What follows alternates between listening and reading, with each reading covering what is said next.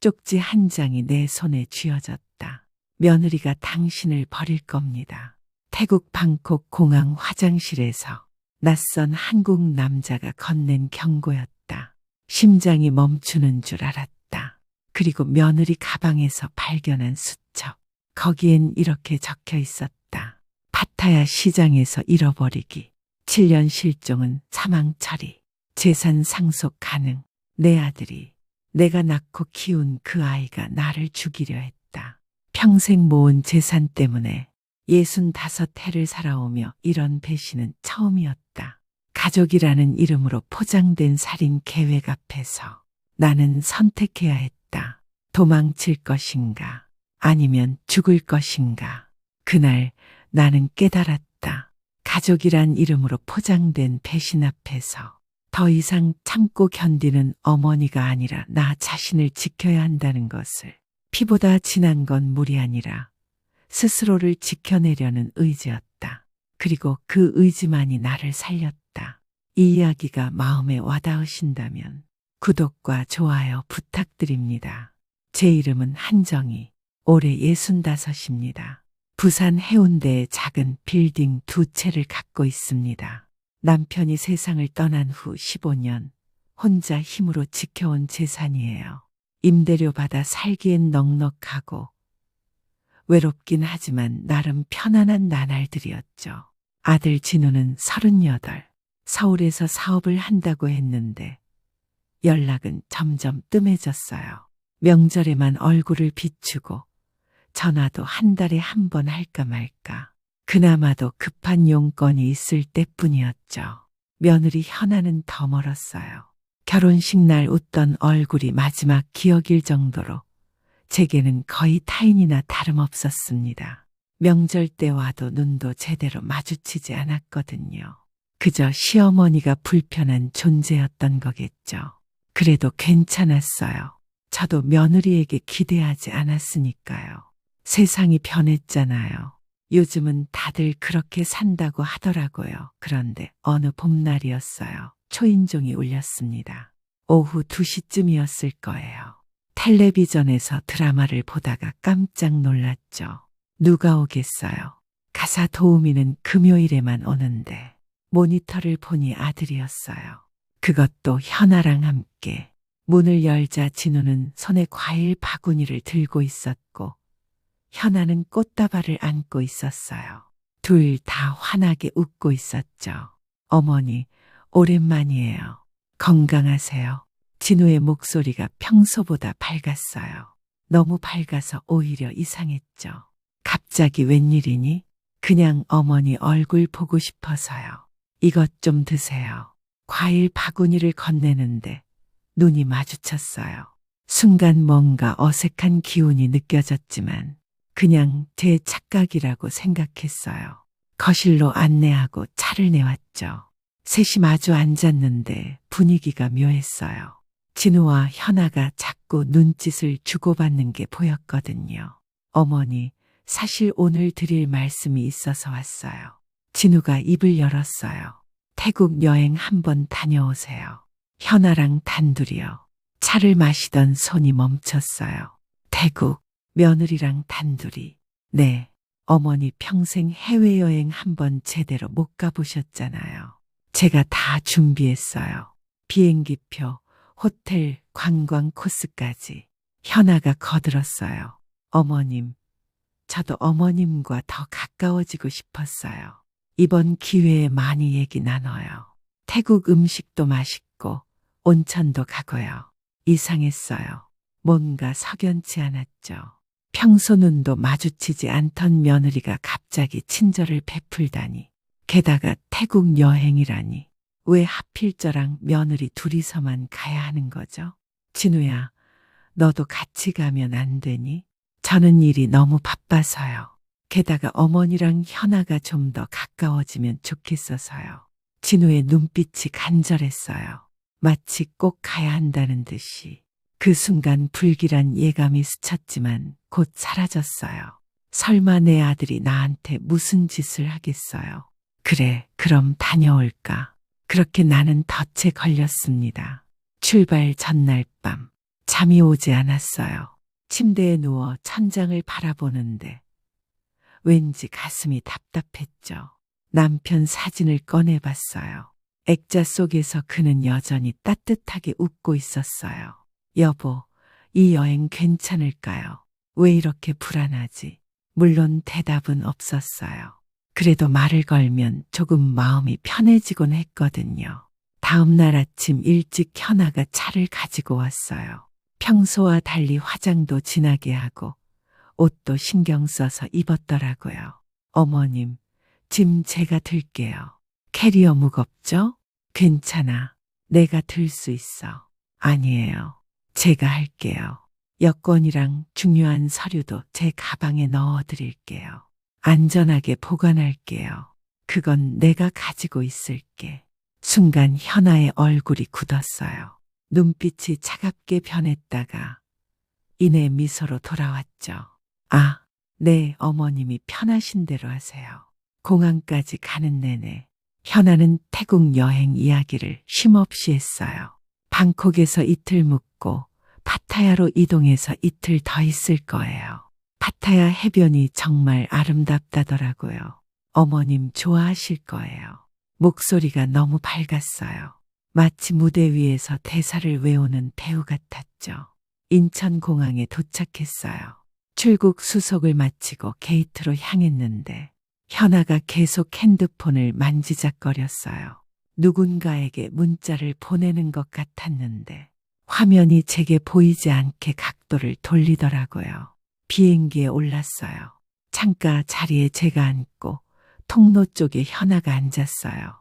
뒷좌석에는 중년 남성이 앉아 있었는데 한국 사람처럼 보였죠. 비행기가 이륙하기 전 그 남성이 갑자기 제 어깨를 톡 쳤어요. 뒤돌아보니 그는 아무 말 없이 작은 쪽지를 제 손에 쥐어줬어요. 얼굴엔 심각한 표정이 가득했죠. 당황스러웠어요. 쪽지를 펼쳐보려는데 마침 현아가 화장실에서 돌아왔어요. 재빨리 쪽지를 주머니에 넣었죠. 어머님, 뭐 하세요? 아니, 아무것도 아니야. 비행기가 이륙했어요. 현아는 계속 친절했어요. 물도 가져다 주고 담요도 덮어주고 베개도 잘 놓아주고. 어머님 불편한 거 없으세요? 뭐 필요하신 거 있으면 말씀하세요. 그 친절이 오히려 부담스러웠어요. 마치 누군가에게 보여주기 위한 연기 같았거든요. 1시간쯤 지났을까요? 현아가 잠든 척하기 시작했어요. 기회였어요. 조용히 일어나 화장실로 향했죠. 좁은 공간에 들어가 문을 잠그고 주머니에서 쪽지를 꺼냈어요. 손이 떨렸습니다. 펼쳤어요. 쪽지 내용. 조심하세요. 며느리가 당신을 파타야에서 버릴 계획입니다. 시장 근처에서 일부러 길을 잃게 만들 겁니다. 한인회 박태준, 위험하면 연락하세요. 머릿속이 하얘졌어요. 벽에 손을 짚고 겨우 중심을 잡았죠. 숨을 고르려 했지만 가슴이 미친 듯이 뛰었어요. 말도 안 돼, 설마. 하지만 직감이 계속 경고했어요. 아들의 갑작스러운 여행 제안, 현아의 이상한 친절, 계속 주고받던 눈빛, 모든 게 맞아떨어졌어요. 거울에 비친 제 얼굴은 창백했어요. 입술이 파래져 있었죠. 진정해. 일단 진정하고 생각해. 자리로 돌아왔어요. 현아는 여전히 잠든 척하고 있었어요. 그녀의 가방이 발치에 놓여 있었죠. 작은 크로스백이었어요. 망설였어요. 남의 가방을 뒤지는 건 옳지 않다고 생각했으니까요. 하지만 쪽지 내용이 사실이라면 이건 제 목숨이 걸린 문제였어요. 조심스럽게 가방 지퍼를 열었어요. 화장품, 지갑, 여권 그리고 작은 수첩. 심장이 터질 것 같았지만 손을 뻗어 수첩을 꺼냈어요. 펼쳤습니다. 수첩 메모.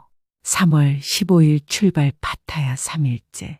워킹 스트리트 시장에서 실종 유도. CCTV 사각지대 이미 확인 완료. 군중 속에서 놓치면 찾기 어려움. 7년 실종 이꼬르 법적 사망 선고 가능 이꼬르 재산 상속 개시. 변호사 이 말, 서명 위조 샘플 준비 완료. 빌딩 매각 시 예상 금액 35억. 빚 상환 후 남는 금액으로 새 출발. 손이 덜덜 떨렸어요. 눈물이 왈칵 쏟아질 것 같았지만 꾹 참았어요. 지금 울면 안 돼. 현아가 눈치챌 수도 있어. 수첩을 재빨리 제자리에 놓고 가방을 원래대로 두었어요. 자리에 앉았는데 온몸에서 땀이 흘렀어요. 등줄기가 축축하게 젖었죠. 현아가 눈을 떴어요. 어머님, 괜찮으세요? 얼굴이 안 좋아 보여요. 응, 비행기 멀미가 좀 나서 그래. 물 드실래요? 제가 가져다 드릴게요. 억지로 미소 지으며 고개를 끄덕였어요. 하지만 속으로는 이미 계획을 세우고 있었어요. 방콕 공항에 도착하면 어떻게든 도망쳐야 해. 쪽지에 적힌 번호로 전화해야 해. 비행기가 착륙 준비에 들어갔어요. 기내 방송이 나왔죠. 창밖으로 방콕의 풍경이 보였어요. 높은 빌딩들, 넓은 강, 복잡한 도로, 낯선 땅. 만약 여기서 길을 잃으면 정말로 찾기 어려울 거예요. 언어도 통하지 않고 아는 사람도 없고 완벽한 범죄였어요. 비행기가 방콕 수완나품 공항에 착륙했어요. 입국 심사를 기다리는 긴 줄에 섰죠. 주변엔 전 세계에서 온 관광객들로 북적거렸어요. 현아가 제 팔을 잡았어요. 어머님, 사람 많으니까 제 옆에 붙어 계세요. 길 잃으면 큰일 나요. 그 말이 소름 끼치게 들렸어요. 길 잃으면 큰일 난다고. 그게 바로 내 계획이잖아. 괜찮아, 내가 알아서 갈게. 팔을 빼냈어요. 현아의 눈빛이 순간 날카로워졌다가 다시 미소로 바뀌었죠. 입국 심사를 마치고 짐을 찾으러 갔어요.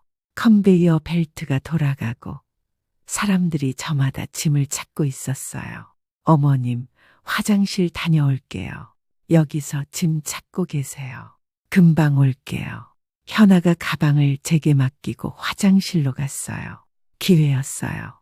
심장이 미친 듯이 뛰었지만 지금이 아니면 기회가 없었어요. 캐리어는 두고 갔어요. 작은 크로스백 하나만 메고 반대 방향으로 걸었어요. 최대한 빠르게, 하지만 눈에 띄지 않게. 공항 안내 데스크를 찾았어요. 한국어 안내라고 쓰인 표지판이 보였죠. Help. Korean, please. Emergency. 목소리가 떨렸어요. 데스크 직원이 놀란 표정으로 저를 봤죠. Korean, wait, please. 그는 전화기를 들어 누군가에게 전화를 걸었어요. 기다리는 몇 분이 영원처럼 느껴졌어요. 혹시 현아가 저를 찾고 있을까? 이미 눈치챘을까? 뒤를 돌아봤어요. 다행히 현아는 보이지 않았죠. 잠시 후 한국 남자가 빠르게 다가왔어요. 쪽지를 준 바로 그 사람. 한정희 여사님 맞으시죠? 한인회 박태준입니다. 네, 맞아요. 도와주세요. 제발요. 목소리가 터져 나왔어요. 눈물이 그제야 쏟아졌죠. 박태준 씨는 차분하게 고개를 끄덕였어요. 이쪽으로 오세요. 빨리요. 그는 저를 직원 전용 통로로 안내했어요. 문을 열고 들어가니 복도가 나왔어요. 뒤에서 현아가 부르는 소리가 들렸어요. 어머님, 어머님 어디 계세요? 목소리가 점점 가까워졌어요.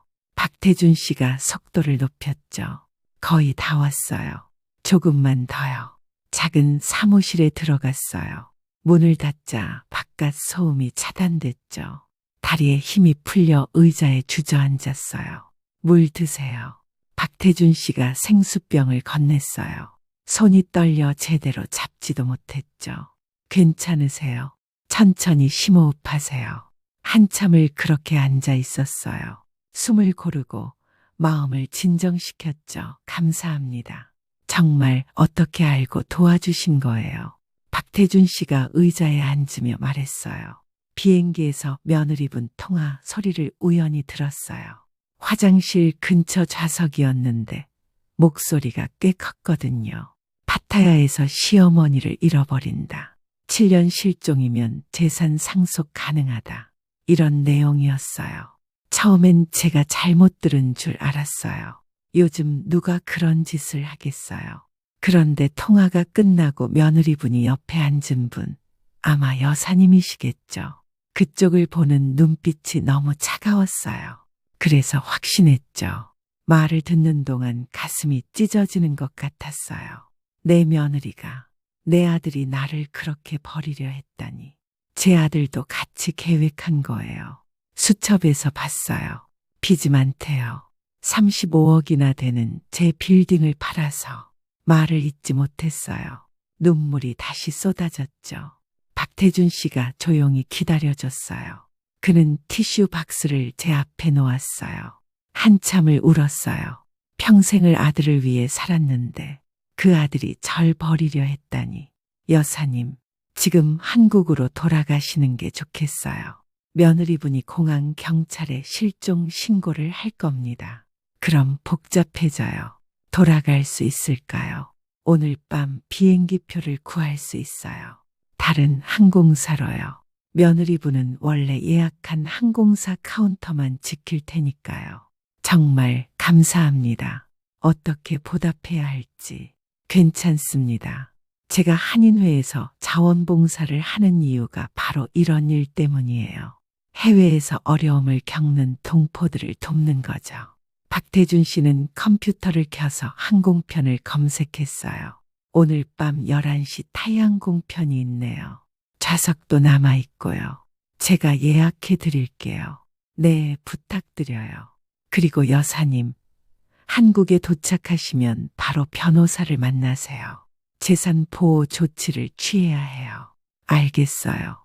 그날 오후 박태준 씨의 집에서 쉬었어요. 그의 아내 윤미라 씨가 따뜻하게 맞아줬죠. 많이 놀라셨죠? 차 한 잔 드세요. 낯선 나라에서 낯선 사람들에게 이런 따뜻함을 받다니. 오히려 가족보다 타인이 더 따뜻했어요. 저녁을 먹고 공항으로 향했어요. 다른 터미널, 다른 항공사. 혹시 현아가 있을까봐 두려웠지만 다행히 보이지 않았어요. 비행기에 올랐어요. 이륙하면서 창밖을 봤어요. 방콕의 불빛이 점점 멀어졌죠.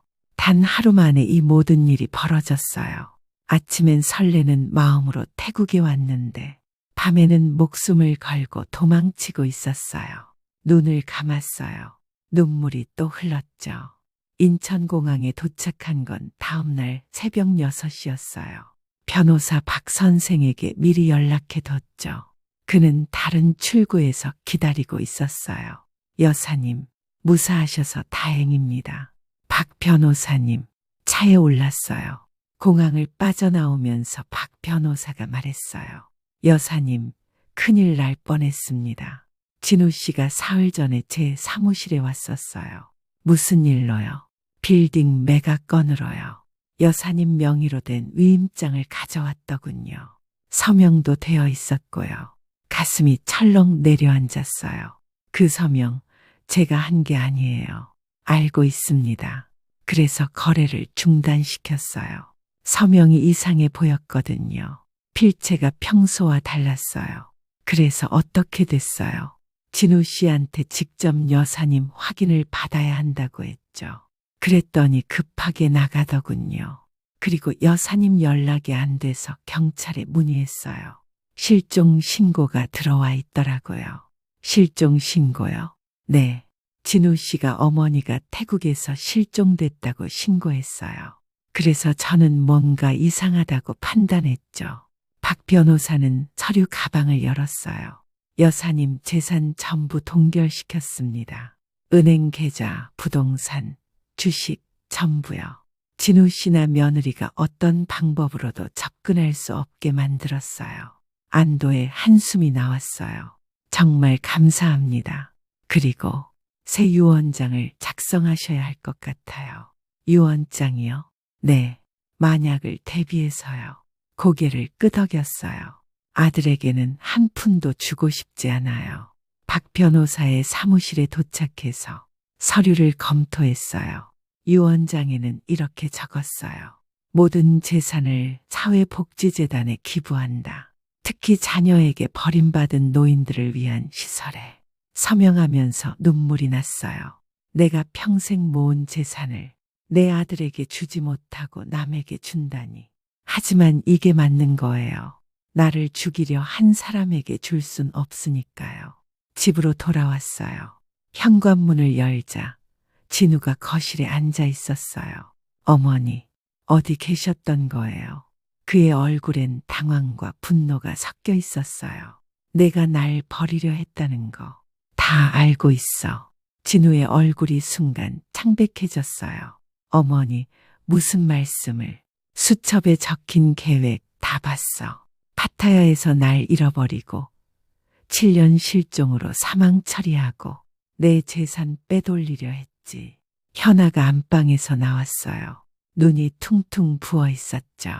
어머님, 죄송해요. 저희가 정말 잘못했어요. 용서는 없어. 단호하게 말했어요. 오늘부로 이 집에서 나가. 둘 다. 진우가 벌떡 일어났어요. 그럼 저희 어떻게 살라고요? 빚도 많은데. 그건 내가 알아서 해. 내가 만든 빚이잖아. 어머니, 더 이상 할 말 없어. 나가. 박 변호사가 함께 있어줘서 다행이었어요. 진우는 결국 집을 나갔죠. 문이 쾅 닫혔어요. 텅 빈 집. 하지만 마음은 이상하게 가벼웠어요. 그 일이 있고 1년이 지났어요. 저는 빌딩 한 채를 처분해서 노인복지센터를 만들었어요. 자식에게 버림받은 어르신들을 위한 곳이죠. 매일 아침 센터에 출근해요. 어르신들과 차 한 잔 마시고 이야기 나누고 함께 웃고. 한 선생님, 오늘도 밝으시네요. 그럼요. 이제 제 인생이잖아요. 가끔 진우 생각이 나요. 어떻게 지내고 있을까? 빚은 갚았을까? 하지만 후회는 없어요. 배신한 사람에게 다시 기회를 주면 또다시 당하는 법이니까요.